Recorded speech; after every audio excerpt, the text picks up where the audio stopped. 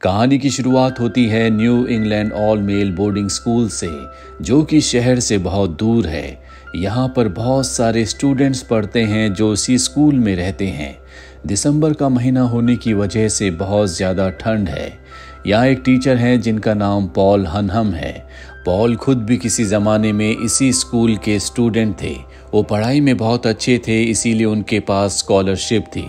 Paul को यहाँ कोई भी पसंद नहीं करता क्योंकि वो बहुत ज़्यादा स्ट्रिक्ट और बहुत ही ज़्यादा ज़िद्दी हैं। यहाँ के जो हेडमास्टर होते हैं, कभी वो भी पॉल के स्टूडेंट हुआ करते थे।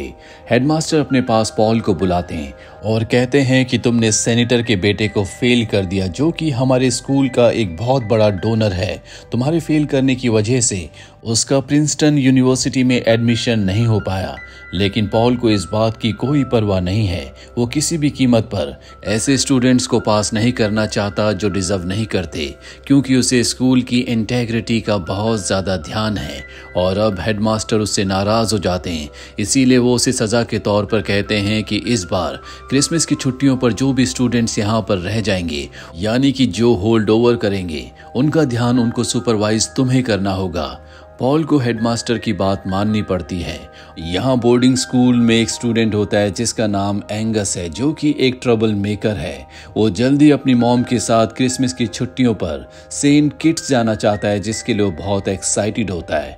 और अब जितने भी स्टूडेंट्स और टीचर्स होते हैं, वो सब के सब चैपल में इकट्ठा होते हैं, जहाँ पर कैफेटेरिया की जो मैनेजर होती है उसके बेटे को श्रद्धांजलि देते हैं, जो खुद भी इसी स्कूल से पढ़ा था, लेकिन वियतनाम वॉर में वो शहीद हो गया।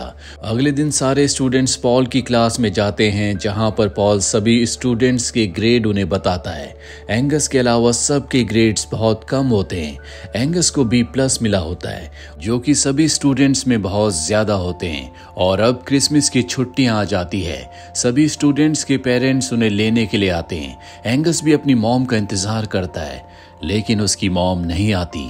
जिसके बाद वो अपनी मॉम को कॉल करता है। उसकी मॉम बताती है कि मैं अपने हस्बैंड के साथ हनीमून पर जा रही हूँ, जो कि मैं पिछली बार नहीं जा पाई।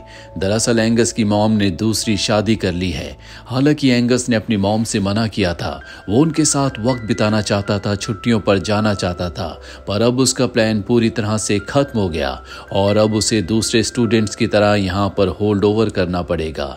एंगस के अलावा 4 और स्टूडेंट्स यहाँ पर होते हैं, जिन सब को पॉल को सुपरवाइज करना है। पॉल इन सब का शेड्यूल बनाता है, जो कि बहुत ही स्ट्रिक्ट है। इन सब को अर्ली मॉर्निंग एक्सरसाइज करनी होती है, उसके बाद स्टडीज करनी होती है। हर चीज में डिसिप्लिन है। साथ ही ये पांचों आपस में मिलकर नहीं रहते। और अब रात को ये जून नाम के एक स्टूडेंट को दिखाया जाता है, जो कि कोरिया से है।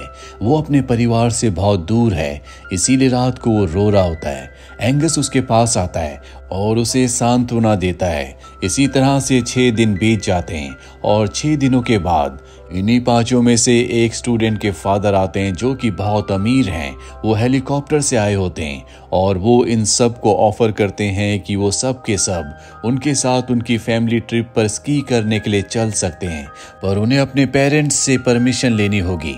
सभी स्टूडेंट्स अपने पेरेंट्स से परमिशन ले लेते हैं, पर एंगस का अपनी मॉम से कांटेक्ट नहीं हो पाता, इसीलिए उसे यहीं पर रहना पड़ता है।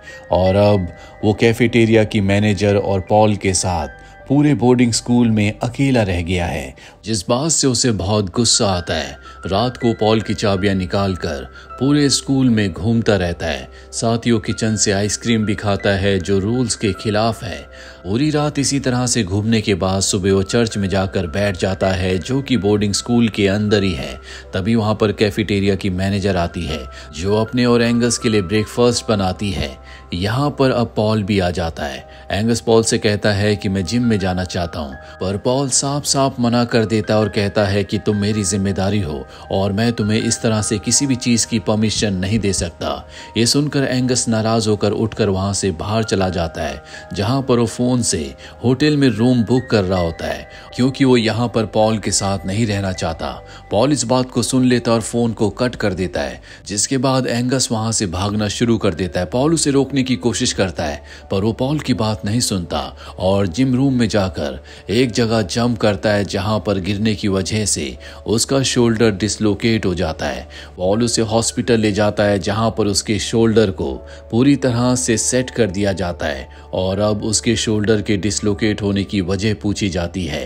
पर एंगस यहां पर झूठ कह देता है कि रेस्टोरेंट में गिरने की वजह से उसका शोल्डर डिसलोकेट हो गया, क्योंकि अगर उसने बताया कि जिम में ऐसा हुआ था तो इसका पूरा का पूरा इल्ज़ाम पॉल के ऊपर लगेगा, क्योंकि उसी के ऊपर जिम्मेदारी है कि वो किसी भी स्टूडेंट को छुट्टियों के दौरान बिना इंस्ट्रक्टर के जिम के अंदर एंटर ना होने दे। और अगर ये बात हेडमास्टर को पता चल जाती तो वो पॉल को स्कूल से निकाल देता। यही कारण होता है कि एंगस ने झूठ कहा होता है और अब पॉल एंगस को एक रेस्टोरेंट में ले जाता है और जब ये खाना खा रहे होते हैं तभी वहाँ पर एक वेट्रेस आती है जो असल में हेडमास्टर की असिस्टेंट है। छुट्टियों में वो यहाँ पर काम कर रही है। पॉल उससे फ्लर्ट करने की कोशिश करता है और अब वो लेडी इन दोनों को क्रिसमस पार्टी पर अपने घर पर इनवाइट करती है।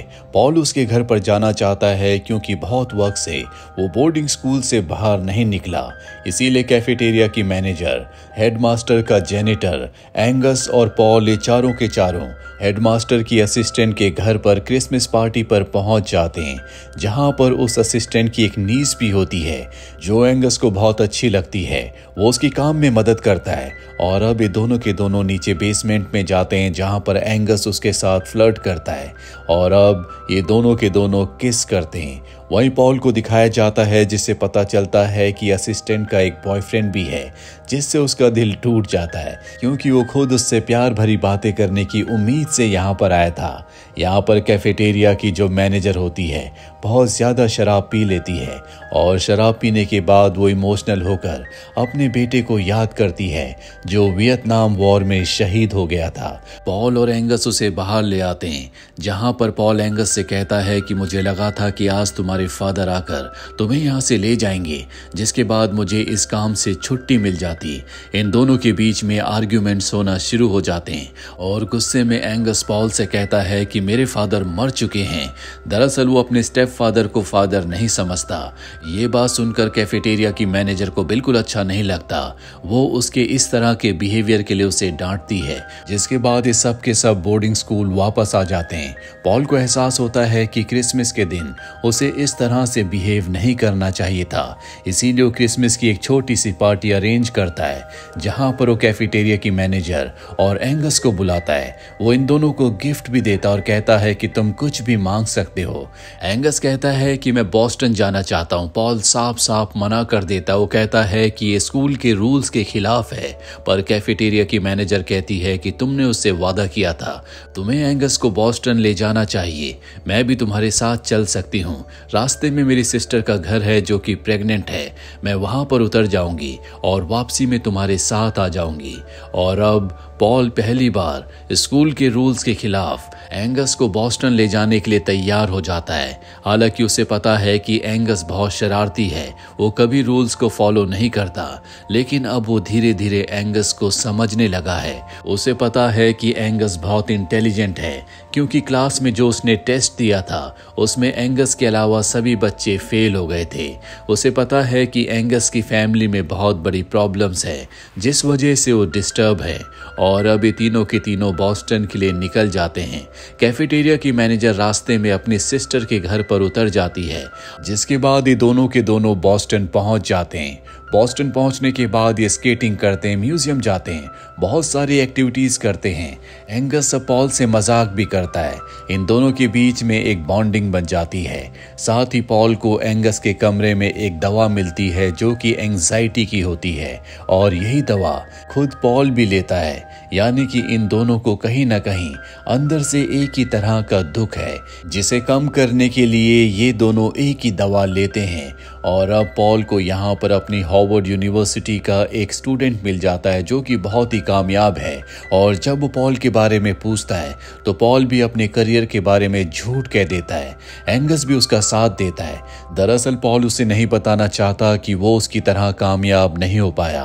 वो मात्र एक टीचर है, जबकि पॉल उससे भी ज्यादा डिजर्विंग था। यहाँ पर बातों ही बातों में एंगस को पता चल जाता है कि पॉल को हार्वर्ड यूनिवर्सिटी से निकाल दिया गया था।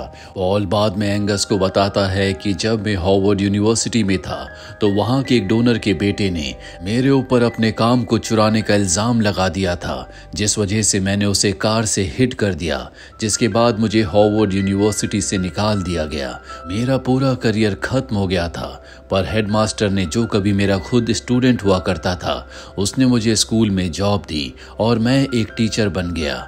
यहाँ पर हम पॉल के दुख को समझ पाते हैं। वो जिंदगी में बहुत बड़ा, बहुत कामयाब इंसान बन सकता था, लेकिन उसकी एक गलती ने उसके पूरे करियर को खत्म कर दिया। और पॉल नहीं चाहता कि एंगस के साथ भी ऐसा ही हो, क्योंकि एंगस बहुत इंटेलिजेंट है।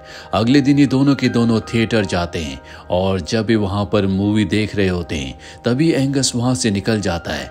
पॉल उसे ढूंढने के लिए बाहर जाता है। एंगस बाहर टैक्सी में बैठ ही रहा होता है कि पॉल उसे देख लेता है। वो एंगस से पूछता है कि तुम कहाँ जा रहे हो? वो कहता है कि मैं अपने पिता को देखने जा रहा हूँ। पॉल को लगता है कि वो सेमेट्री जा रहा है जहाँ पर उसके पिता की कब्र है। वो कहता है कि मैं भी तुम्हारे साथ चलता हूँ, पर एंगस उसे सेमेट्री नहीं बल्कि एक साइकेट्रिक हॉस्पिटल में ले जाता है जहाँ पर उसके पिता अब भी जिंदा होते हैं। उनकी दिमागी हालत ठीक नहीं होती, इसीलिए उन्हें यहाँ पर रखा गया है। एंगस को पूरा विश्वास है कि अब उसके पिता पहले से बेहतर होंगे। वो अपने बारे में उन्हें सब कुछ बताता है, लेकिन उनसे बात करने पर उसे पता चलता है कि उसके पिता की दिमागी हालत अब भी ज्यों की त्यों है, जिससे वो बहुत ज्यादा डिसअपॉइंट हो जाता है। एंगस की जिंदगी का ये एक और दुख है जिससे वो अंदर ही अंदर लड़ रहा होता है। रात को पॉल के साथ जब वो डिनर करने के लिए जाता है तो वो पॉल से कहता है कि मुझे डर है कि आगे चलकर मैं भी अपने फादर की तरह हो जाऊंगा। मेरी दिमागी हालत भी उन्हीं की तरह हो जाएगी और शायद यही कारण है कि मेरी मॉम हमेशा मुझसे दूर रहती है। पॉल एंगस से इत्तेफाक नहीं रखता। वो कहता है कि तुम शरारती जरूर हो, लेकिन तुम बहुत ही इंटेलिजेंट हो, तुम्हारा भविष्य बहुत ही उज्जवल होगा। ये सुनकर एंगस को बहुत अच्छा लगता है और अब पॉल, एंगस और कैफेटेरिया की मैनेजर, ये तीनों के तीनों बोर्डिंग स्कूल वापस आ जाते हैं।